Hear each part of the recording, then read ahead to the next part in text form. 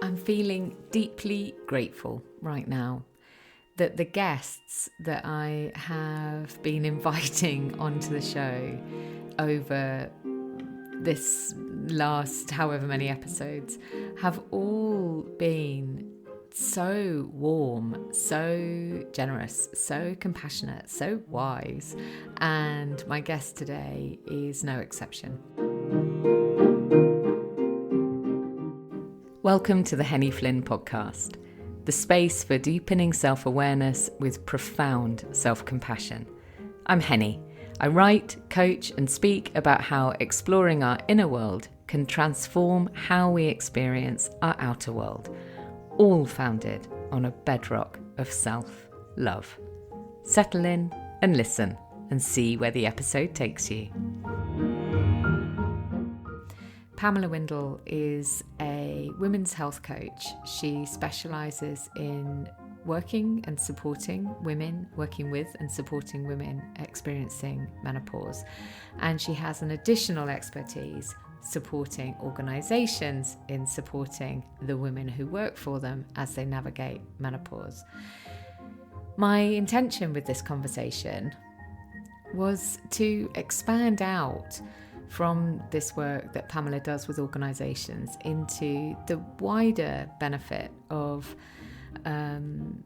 weaving compassion-based practices throughout organisations in the way that they support their people, whatever their gender, whatever their life stage. But it became really clear as Pamela and I were talking that actually the whole topic of menopause and the way that we look at this incredibly important life stage warranted this diving in rather than widening out. And so that is what we did. And my sense is that this is a conversation that benefits each and every one of us to listen to. Again, I say that regardless of our gender, regardless of our life stage. And at one point I asked Pamela what is the most important thing that she thinks organisations need to hear or need to focus on. And I loved her response. And I think if you are someone who works within an organisation where you have power, clout, money, actually listening to the way that she talks about the work that is needed might inspire you to do something differently, or might help you see that the work that you are doing is well done. All right, my darlings, let's go diving into the conversation. So I'd like to officially welcome you, even though we've obviously just said hello already, but just to officially welcome you here, Pamela, and to say how lovely it is to see you here. Thank you so much, Henny, for inviting me. And it's so good to be sat opposite you right now and just seeing your absolutely wonderful smile. Yes. In fact, we just said, didn't we, that this is audio only, but maybe we should be recording this in video as well, because your smile is also just such a part of your presence. And I think that's one of this energy that you have is one of the reasons why I wanted to talk with you and invite you here. And I know sort of in essence, some of the themes that I sort of suggested that we talk about are things like the work that you do around menopause in the workplace. But I think there's something I'm really curious about, which is the role of compassion within that work and the kind of wider impact that the work that people like you are doing in the kind of corporate space, the wider impact that can have on an organization. So I'm very curious to see how this goes. I think also I'd like to just sort of share with everybody that you and I met, like we were just saying, that we met, we can't quite remember when, can we, Pamela? But anyway, it was like some years ago, around about that time of lockdown or not lockdown. Nobody really knew quite what was going on. And we did some work with liminal, as it is now known. And so we were really lucky to share well, we were being filmed, weren't we, for to talk about menopause and that support. And so I'd love to kind of dive in and just get a sort of sense of the work that you do. If you can just paint us a bit of a picture of the work you do and how you came to do it, actually. I'd love to start there, if that's okay. How I came to do it. Yeah. Mm. Okay. So, I mean, it feels like I've been doing this work for a while now, and I've met some incredible women like Rebecca from Liminal and yourself and some other women are in this community anyway, and other women that I've met online and in person. And it is growing, isn't it? This kind of menopause conversation around women's health, not just in the workplace, but also for individuals. And it kind of started for me back in 2015. So I'm 58 and I am perimenopausal still. Mm. So really, really unusual. And, it's been a learning journey as it is for every woman, but more for me because the narrative is that being a Black woman, I should enter menopause early and it should be Mm. a difficult journey. So I'm not living that. I'm not embodying that at all. But what did happen for me in 2012 is that I came down with a virus, an ordinary virus, and you expect to get better. Well, I didn't get better. And I didn't get better for another 6 years. Mm. I spent probably a year to 2 years trying to work out what was wrong with me. I lost my job as a consequence of being off sick. And I remember sitting in with my HR manager when I'd been off work sick several times and accrued,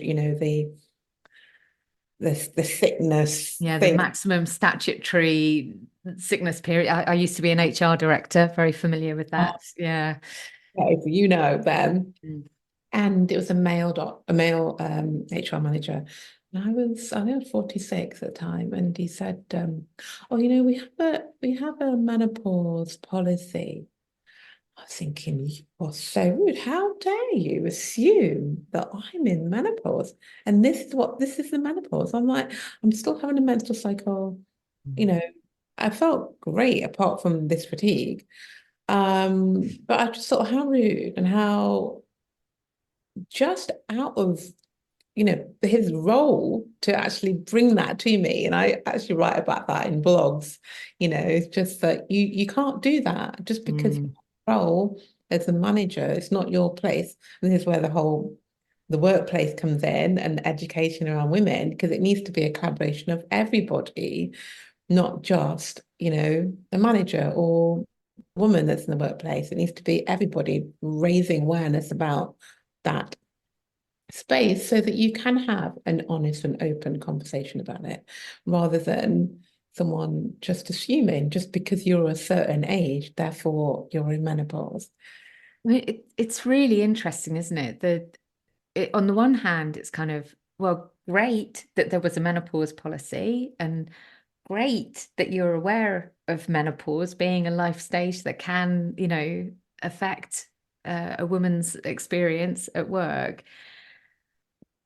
And it's so challenging when it's just kind of like almost like sort of womped on the table between you, and with no concept of the sensitivity that's actually around it for the woman as well. And I think it's so interesting that your response was, how dare you? How very dare you?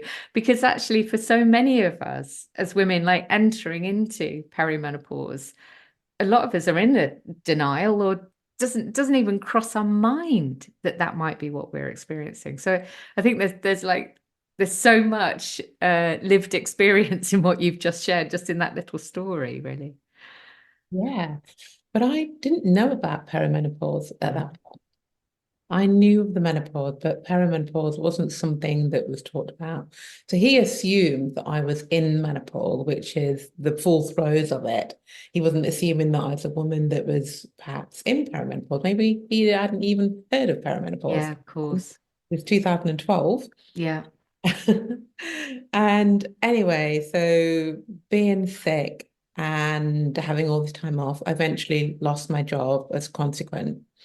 And my GP was saying, oh, we think you've got chronic fatigue syndrome. And I was like, no way have I got that. I'm Miss Positive. Mm. I'm healthy. I thought I'm fit because I equaled fitness to health, and it really isn't. And I've got a really positive mindset. I haven't got that. This is something that only people that are negative get. Mm.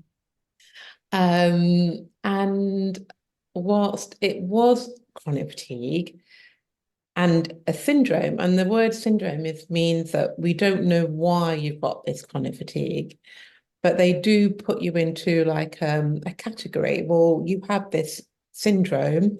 We've done all our tests available to us, and we don't know why you're sick. Yes, there could be some psychological aspects to it, but you're going to be like this for the rest of your life. And by the way, you're also going to develop fibromyalgia. So, me being me, I was curious. Like, there's got to be a reason. There has to be something that one, I can get better, and two, why? I just can't take this information you're giving me that this is just how things are. No.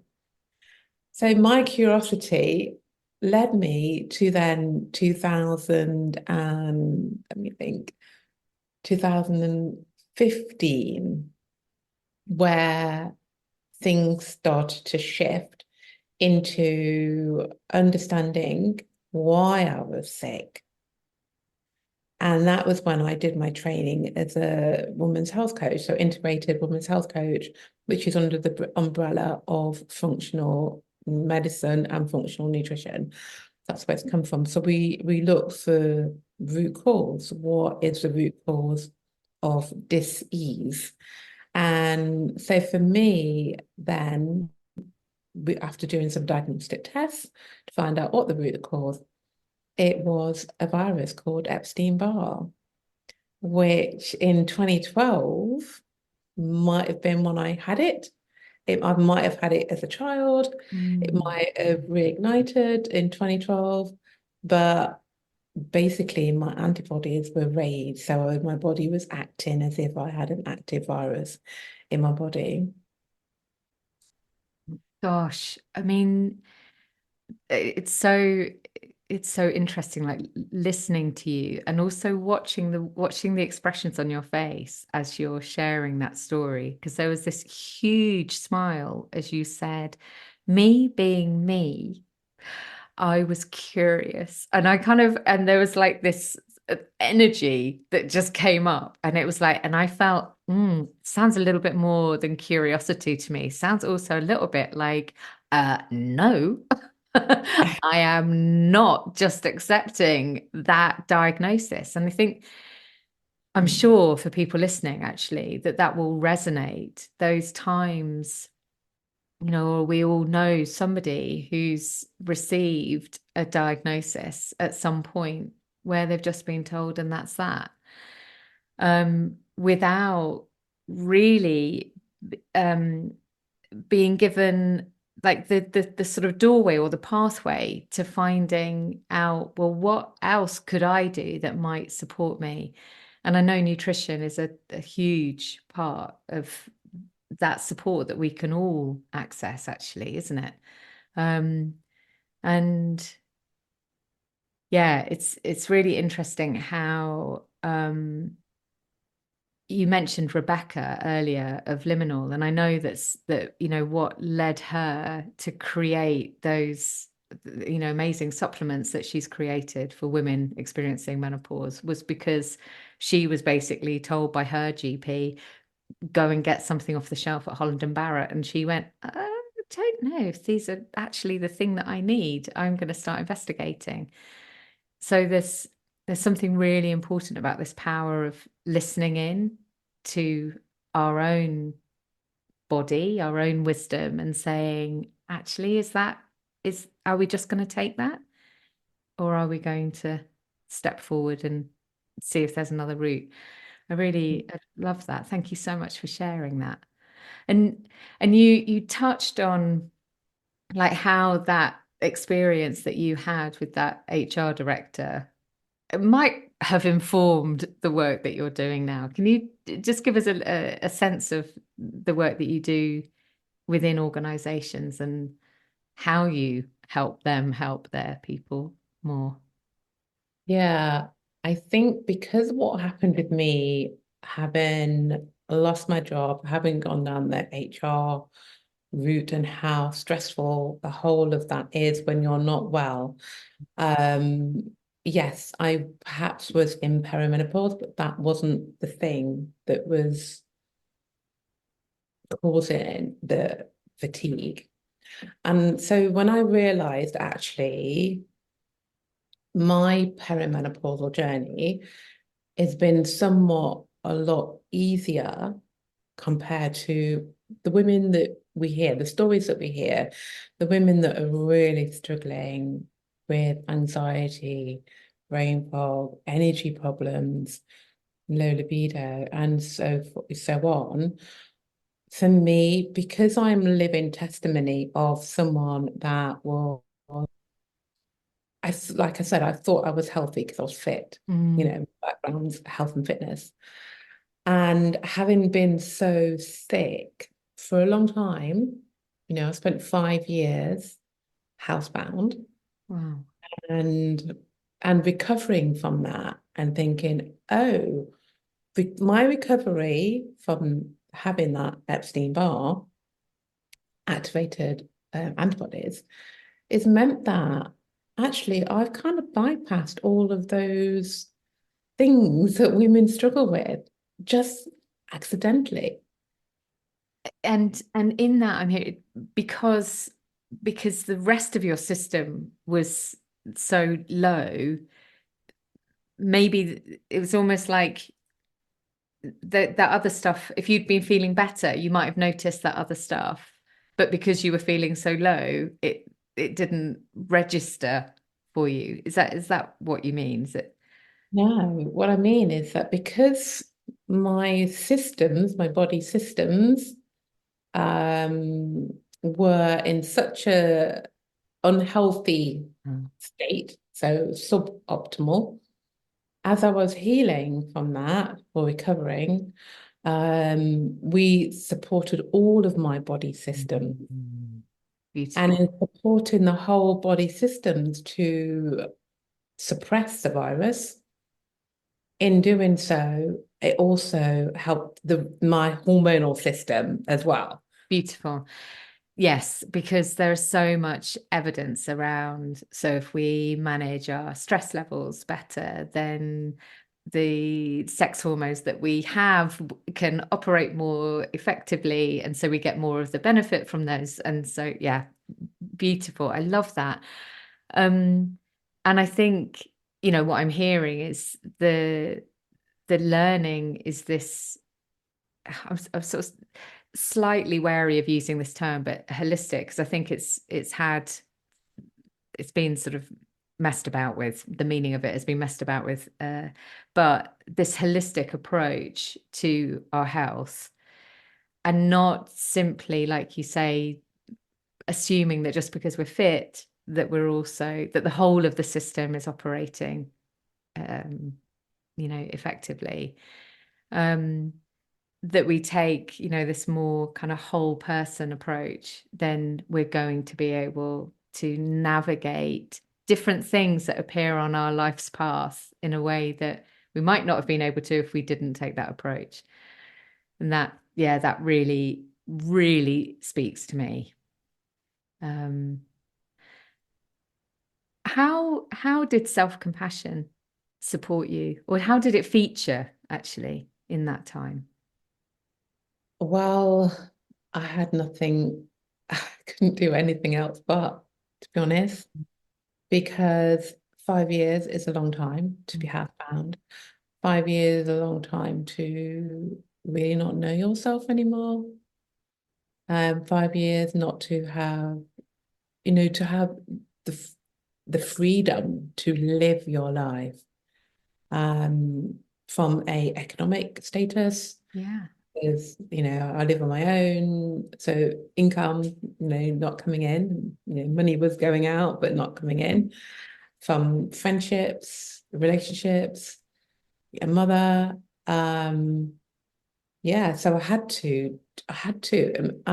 somebody told me you're going to live 5 years in your flat and you're really not going to move around very much, I'd be thinking, oh my God, there's no way that I can do that. There's no way. I'd rather not be here. And there were times when I did really feel like that I'd rather not be here. There was really twice, should say, when it was quite strong feeling. But I guess in all of that, I was using all my skills, like self-compassion. I was manifesting, I was speaking to myself on a daily basis, I was journaling, I was doing all of those things, gratitude. I was doing all of those because I somehow I knew, I don't know how, but I knew there was an answer. I knew there was a reason why I was sick, but I just didn't know when it was going to come. And I really believe in manifestation, and even if you're asking why instead of I can't, Mm. you open up that conversation, your thoughts and your mind, then you're opening up something else that's bigger than you. And then, that thing that you need will come to you in a form. And it did. It came at the right time. Mm. I'm here. And in terms of the workplace stuff, that is my mission in the workplace, because I think the conversation around the menopause is such that, isn't this why we're connected, isn't it? Mm. Because of Rebecca, Mm. and she has this thought herself and an ethos to her business. Um, is that yes, there is these hormones, a chain of hormones, not just the three hormones that we often just hear about. Mm. There's a chain of hormones that also affected by a chain of glands, many. They're affected by a chain of nerves and arteries and thoughts, like energetically as well, and bones and microbiome, And external environment as well. I mean, Yeah, it's huge. It's huge, yeah. isn't it? And so I know that my journey to wellness incorporated all of those things. And I know that every woman can feel and look amazing in her own way, whatever that means to her, but she can certainly feel vibrant and strong when we do all that. And it might be Mm. overwhelming, but we just do it slowly over time, and then it works. Mm. And actually, I'd like to interject and men in there as well, because the although the life stage shift, the hormonal shift, with the cascade of everything that you've just talked about, although that is a kind of a female experience, the truth is that, whatever our gender, whatever our life stage, this philosophy that you're talking about really is applicable to every single one of us, isn't it? And Pamela, I really, really want to honor those 5 years, you know, like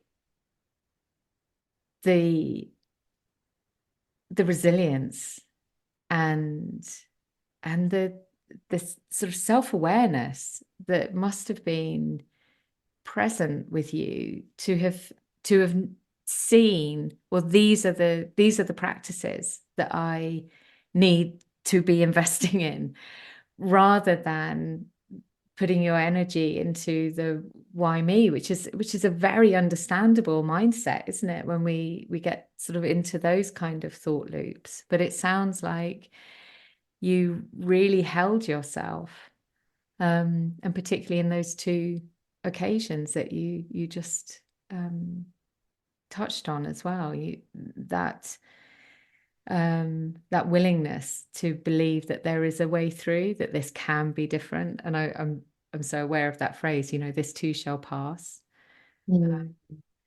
And also I really want to call out what you just said about how sometimes this experience of becoming well, or the journey to the feeling that we want to get to, can look so long and can feel so overwhelming that it just becomes another stick to beat ourselves up with. We often hear about this, don't we? How like wellness can become yet another like burden. Whereas actually, as you say, if we go gently and just start with something small, some tiny little thing that's a little gift to ourselves, that can be, so momentous actually, and move us forward. I um I'm really interested in how the way that you approach the work that you do in organizations, how you see that influencing um, the way organizations actually respond to the whole menopause, perimenopause, postmenopause experience. Yeah, the companies that I've worked with, are very, very, when I speak about the menopause, that whole three phases of menopause that you just mentioned, a lot of companies are surprised in terms of how I speak about it, Mm.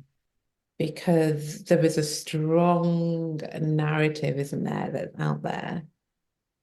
They're really strong. And so that's what everybody believes. That's what it is. Mm.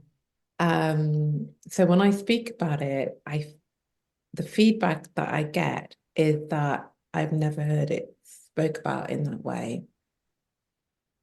And Can you define in sort of two or three sentences, like what are your headlines that you say in terms of how you speak about it? so I one of the things that I really like to do is just think about our bodies as a Jenga block, the game Jenga. Mm-hmm. Yeah. And so, when you make the tower block and it's like an encasing, isn't it? I think it is on the outside of it. Then you make the block and Mm. you remove the case and it stands freely on its own. Well, I consider that little casing our mother. It's like, this is us, the block, Mm. as women, and we remove the support, which is our mothers, and we are, us. And each block represents an incident, an event in your life, an illness, a medication, a relationship breakdown, a loss in some way, some limiting beliefs that you've been told about yourself, racism, whatever, Mm. sexism, all of it. And each block represents one of those. So for everything that you've gone through to this point in your life now, we just take a block out and you can see that the Jenga block then becomes a bit unstable. And then the hormones are like an orchestra, Mm.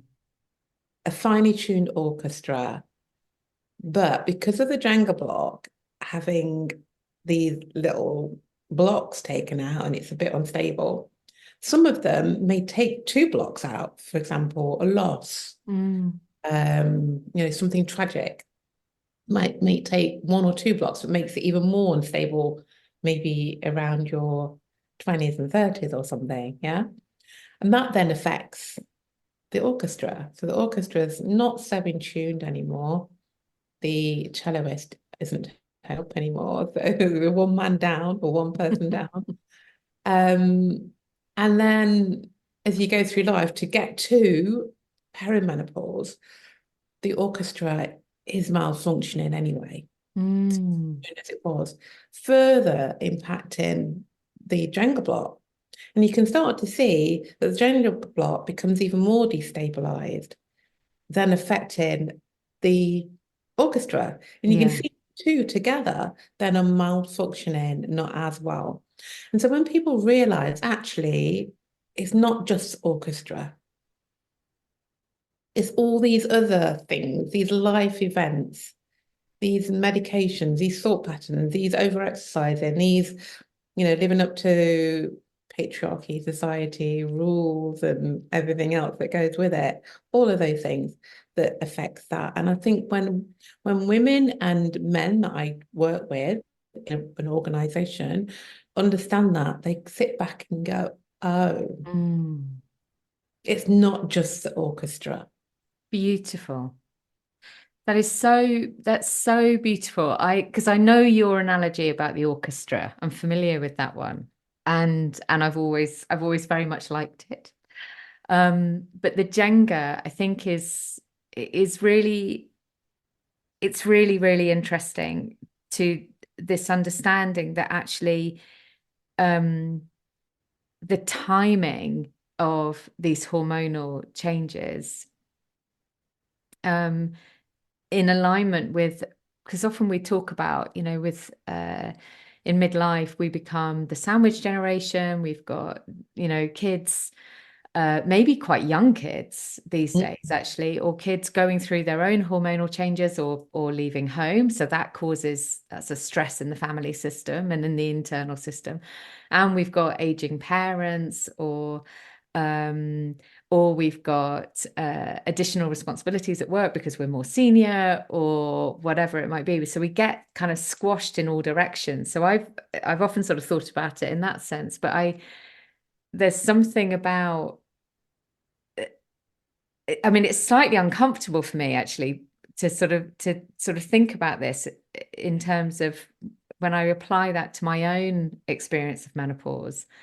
And that time I had early menopause.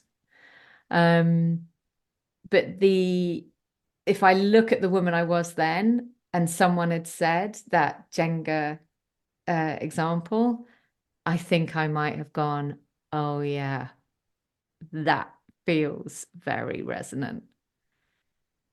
And and and I think I've been putting my blocks back in. And I suppose that's really the work, isn't it? Is being able to understand, okay, well, there's this grief here. What does this experience of this grief need in order to be restored, to bring that part of me back into place and to start to feel whole again. Yeah, it's a really lovely imagery. And I can imagine, having been a senior exec in big organizations, that is quite an unusual way of talking about it, because often what we're looking for is a quick fix, isn't it? We want an organization. I mean, you've touched on racism. We want an organization to come in, talk to us about bias, and give us some really sort of quick hits, quick wins, and then we can tick that box and go, we no longer have unconscious bias in this organization, which is obviously the most ludicrous thing, because unconscious bias is unconscious. But Yeah. but in exactly the same way, I've seen the same thing happen with the way that menopause has been treated. There are a number of, organizations going into big companies talking about menopause as though it's an affliction. One of my favorite headlines was, menopause can strike at any time. I'd just like to pause there for the shocked expressions on our faces. But, you know, and actually being able to come at this from such a human centered, rooted place that really talks about, this is the whole person we are talking about, not just send them off to a doctor and get HRT as the only answer. That feels really, really powerful. What's the impact that you're seeing that talking in this way has? Well, I think with the impact, so because companies are measuring things, but I think it's going to take time. And what I'm finding is that because there are these larger companies going in, Mm. Mm. and Yes. yeah, We're both being very careful about what we're saying, but yes, we recognize that some of it perhaps is a little two-dimensional or yeah, formulaic. Yeah. yeah. So the companies that I've worked with are okay. Well, let's just digest this. Maybe they've had menopause training before, and it's kind of blown their minds, really, Mm.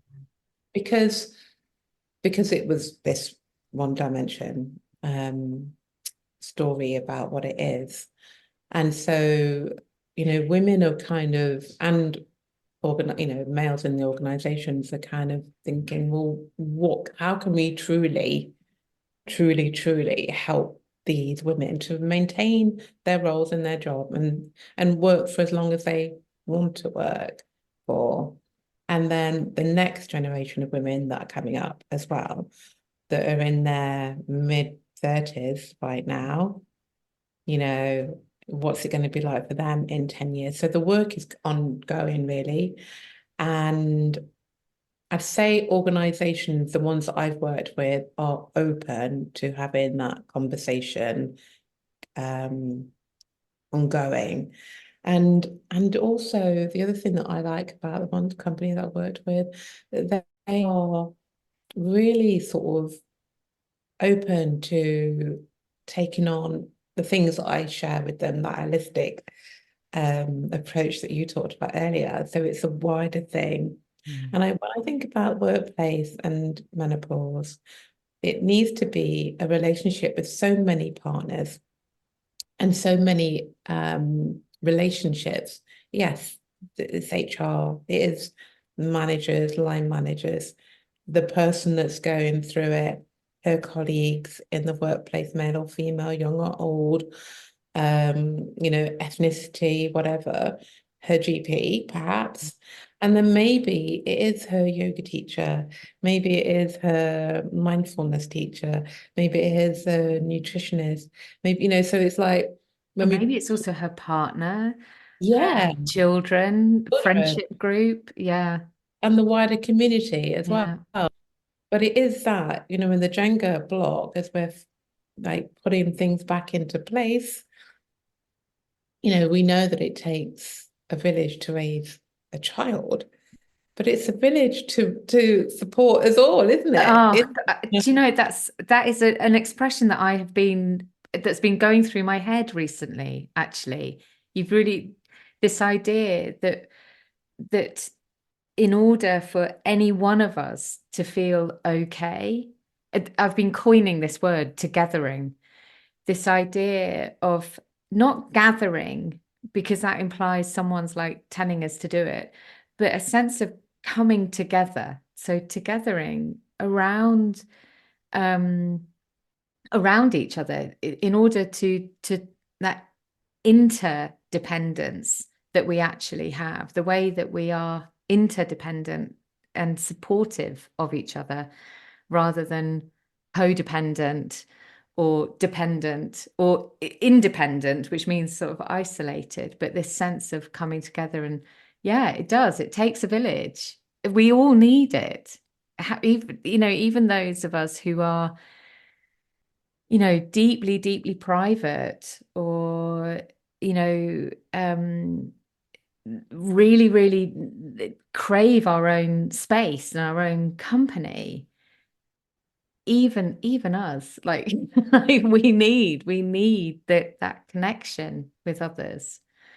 And I think it's so interesting, your sort of what you're doing, like enabling, because it's so logical, isn't it? It's so obvious, and yet I think so often when we are, particularly if we're in the workplace, our mindset becomes workplace focused, and we can forget sometimes about um, the fact that every single person there is a uh, you know a partner, a parent, a child, a friend, a volunteer, whatever. All these other aspects of ourselves are also really important parts of how we show up in the workplace as well.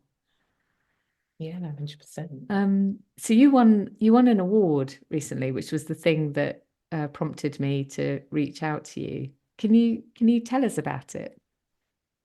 Yeah, so I won an award for my contribution to the BSI menstruation health and menopause workplace guidance, um, which is the first of its kind. And it's been downloaded in over 800 countries. So we won the award for the social impact for that guidance, which is incredible, really, to be on, have my name there, as being part of the community or committee that, put the guidance together. And the guidance is something that organizations can use. But it's workable tools in there. And while what I think one of the things that I contributed to was the intersectionality bit, around, nuances around race and ethnicity and those things that affect Black women that organizations might not even be aware of. For example, fibroids. Mm. It's really highly prevalent amongst our community. We don't know why. There's some Mm. research to suggest that it's to do with circulating higher levels of estrogen or the testosterone aromatases, so it transforms into more estrogen. So we have more circulating estrogen in our bodies. Why? We know, well, one of the reasons why we know that testosterone aromatases into estrogen is that cortisol. So they think that Black women are obviously more Under a sensitive, greater amount of stress or yeah, more sensitive, yeah. sensitive to cortisol, Mm. and therefore, they're growing more fibroids, they believe. But there's very little research into that anyway, and it is American as well. That's where the research is coming from too. But nonetheless, it is more prevalent amongst our community, and therefore those women are likely to enter menopause much earlier Mm. Mm. because of hysterectomies, even if they keep the ovaries there. So, then there's autoimmune is really prevalent amongst our community, sickle cell, other autoimmunities as well, that when the hormones start to change in the perimenopause, as progesterone acts like a antihistamine. And so when estrogen is when it's out of balance, that Mm. progesterone estrogen, we've got more estrogen anyway, haven't we, in our body become dominant. Um, and therefore autoimmunity can be exaggerated at that point too for every woman. But I think we just need to talk about that in terms of, how that affects Black women Yeah. in the workplace. And then there's conversations around beliefs, around, there's notions that Black women are stronger. Is we've seen that in the birthing, childbirth situations that Mm. um 5 times more likely to die in childbirth because they're not listened to. Mm. So it's similar that in menopause as well. And Black women generally look younger than their white counterparts, and they aren't taken seriously at the GP. There's Mm. also the angry Black woman, not having the same kind of allowances in the workplace. If she's having one of those typical menopausal symptoms of feeling irritated, her white counterpart is likely to experience a different response or support than a Black woman. So it's those kind of conversations that organizations need to be aware of as well when we're talking about the menopause. Whether they're true or not, we don't know, but this is what we hear from Black women. So the guidance, the workplace guidance, has so many tools in there that an employer can take and really start to make a change. But as we know, guidance is one thing. You've got to implement it. It's got to be part of the ecosystem of the company.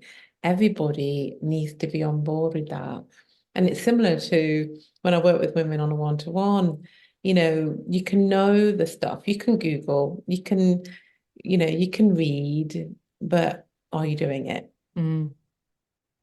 And well, it comes back to what I was saying about, the sort of unconscious bias training that that was happening a lot when I was in the workplace a few years ago.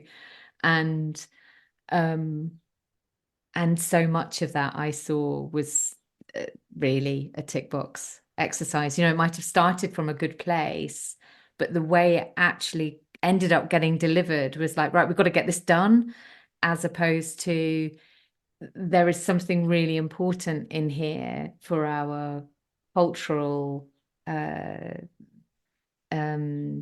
sort of identity, um, and focusing on what that shift could be rather than the getting done thing.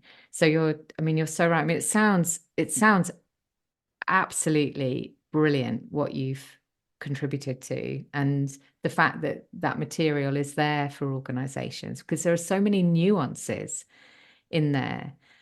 And you're so right, of course. If you don't have the experience of being a Black woman going through or navigating perimenopause, it's very hard to stand in her shoes, just as it's very hard to stand in any one person's shoes if you don't have that direct lived experience. And it kind of reminds me of one of the things that I became very aware of when I started working with women going through menopause was the number of women I was meeting who um, and now I'm having complete brain fog, which is my post-menopausal lag, endometriosis.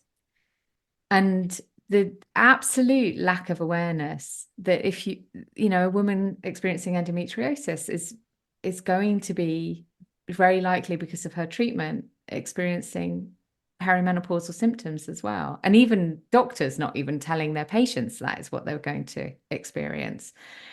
So, when we layer all of this stuff in and we talk about the Jenga stack and we talk about the orchestra, it becomes even clearer, why this experience can be so challenging, not just for the individual, but also for those who are maybe with the best intentions are trying to do the right thing.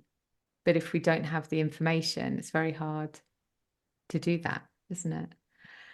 Um, I'm Like also sorry, you go. so all those conditions, endometriosis, PCOS, PMDD, fibromyalgia, chronic fatigue, fibroids, and then the neurodiverse as well. On top of that, all of those, you then apply an imbalanced hormone to any of those things, she's not going to feel great. No, it's no surprise, is it? It's no surprise that We don't feel great in those moments. Yeah. And I mean, all of my work is grounded in compassion, and I know it's absolutely threaded through everything that you do as well. And it just sort of, with everything that we say today, the importance of holding ourselves with compassion and holding each other with compassion as you know, there isn't necessarily a script for how to navigate all of this stuff. Um, but there is wisdom that we can lean on. And if we hold it with compassion, then that will make it easier. And I kind of thinking back to your HR director, and it kind of sounds like maybe, if he'd had this or heard this conversation before he spoke with you, it might have really helped him with how he navigated that conversation with you. Yeah. Oh, honestly, it was so interesting listening to you. And I will share your details, obviously, so that if people do want to explore, the wisdom that you can bring in their place of work, I think it feels like something that everyone needs to talk to you, to be honest, Pamela, I think. Um, I'm going to ask you a question now that I ask all of my um, guests. In fact, I'd like to ask you something else first before I do that. But what's your sense of the most important thing that an organization or someone who's leading others uh, needs to be aware of? What's your sense of like the most important thing they can hold true? The most important thing. Wow. Mm. Yeah, just one thing. I think if you are a leader of an organization and you hold the purse strings, it's like, where do you invest your money Mm. is important. Are you investing it in the right place? Are Mm. you investing it in those people who are menstruating, who are having challenges? Are they getting the right support in the workplace? Because I remember working with an organization and I was running a small group of coaching sessions for the organization. And there was one lady in there that was South Asian, and she hadn't spoken about menopause to anybody. No one. She couldn't speak about it at home. Mm. She didn't speak about it at work. She loved a job. She had fear of losing the job because she couldn't remember anything. And she broke down in that space. So if that organization didn't think, we're not just going to do a lunchtime learn, Mm. not just going to pay for leaders to have this, and that, they actually invested in their team, gave her the space to be heard and seen, and then tools to navigate her journey. So I guess that would be the one thing I would wish for an organization to do. Yeah. Very powerful. And I also, and fundamentally, I love the fact that you brought it back to that investment, because one of the things that organizations are often very good at doing is putting the onus onto the individual. And I see that sort of in the past with like sort of mental health sort of programs, putting the onus back onto the individual, or the work that I do, supporting people with like navigating big changes in their lives. And and that essentially means getting that individual to invest in themselves. Now, whether that's financial or in terms of time or energy, um, the onus gets put over there, but actually there is a responsibility and a huge value to the organization to be able to provide those kinds of spaces. Because for that woman to be able to speak openly about something that may have been layered with a whole load of complexity, that builds loyalty. And that Yeah. builds, longevity. And that means that you get to maintain that member of staff. And it's much cheaper to keep somebody than it is to recruit someone new, says the ex-HR director. It's so there is so much value in where that money gets spent. So yeah, brilliant. I think often we're a bit kind of shy about talking about money, but it's important, Yeah. obviously, you know. Okay, now, all right, I'll ask you my other question then. This is more about you, Pamela. Okay. So, if this part of your life was a chapter in your book of life, what would the chapter heading be called? Oh my goodness. Some of this conversation with a friend recently, literally this week, I'm sure, and said those exact words. No, that's hilarious. Basically. And so, what's your answer? Yeah, so I'm the star in the book, the Mm. main character, and right now, I would say I feel like the word Phoenix Rising just came to mind. Yeah, own it. Yeah, yeah, yeah. That's where I feel I am right now. And how marvelous that as a 58-year-old woman in perimenopause, you are sitting here with the most glorious smile on your face saying Phoenix Rising. That is turning so much of the narrative, just in that, turning so much of the narrative on its head. And that is bloody wonderful, I think. Yeah. Thank Thank you. you. Thanks so much for being here. I've absolutely loved it.